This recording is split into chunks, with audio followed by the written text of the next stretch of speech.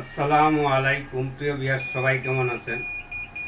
আজকে একটা দিন, পবিত্র দিন, শুক্রবারের দিন।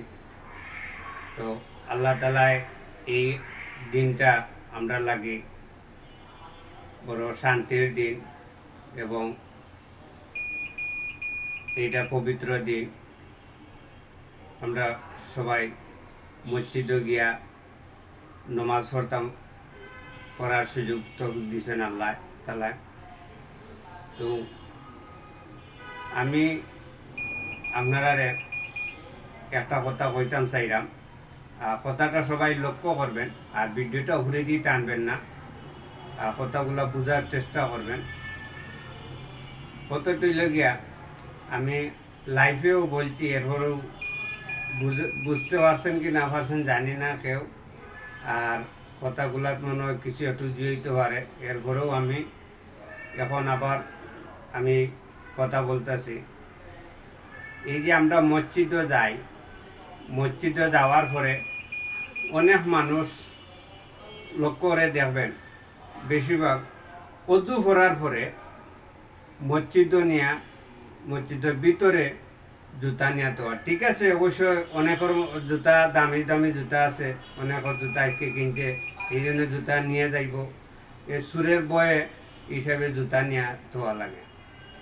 তো জুতাটা আপনারা যে মসজিদের ভিতরে তোয়া তো ঠিক না, এরপরেও মসজিদের ভিতরে জড়িয়ে রাখা তাকে অনেকের যে বাস্কতা দেখি মসজিদের ভিতরে তাকে। তো মসজিদের ভিতরে অজু ফরবার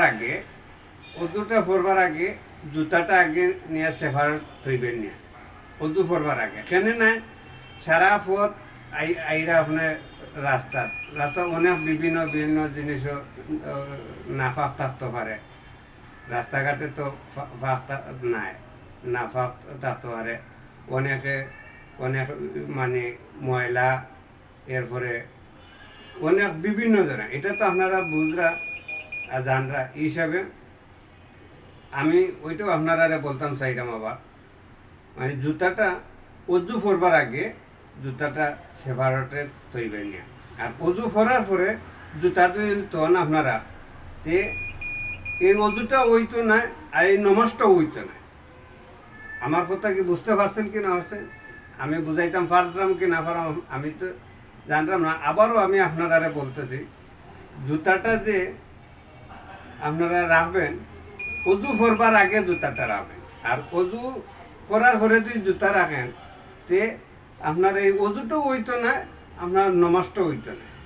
এইটা যে কোনো হুজুরে, যে কোনো আলিমালা, যে কোনো মৌলানা, বড় মৌলানারও আপনারা জিজ্ঞেস করবেন এইটা আমি সঠিক কইলাম কিনা, এটা সঠিক কইলাম কিনা, এটা আপনারা আলিমুলায় বলবেন, আলিমুল্লাহ বলবেন, ইমাম সাহেব এরাও বলবে এটা সঠিক কিনা।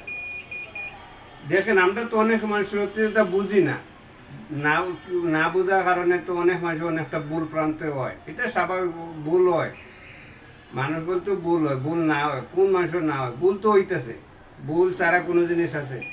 এই হিসাবে সাবধান থাকা, সাবধান করা, সেবার থাকা। আমরা তো নমাজ পড়লাম ফাঁস, আমরা তো অনেকে নমাজ পড়ে ফাঁস, নমাজ পড়ে যখন নমাজটা আদায় করেন, নমাজ আদায় করলে কি হইব, এই নমাজটা যে আমরা যে এই যে ময়লা জুতাটা নিয়ে যে আবার হাত দিয়ে দিয়ে করি, এই অজুটো কর না, নমাজটা কর না।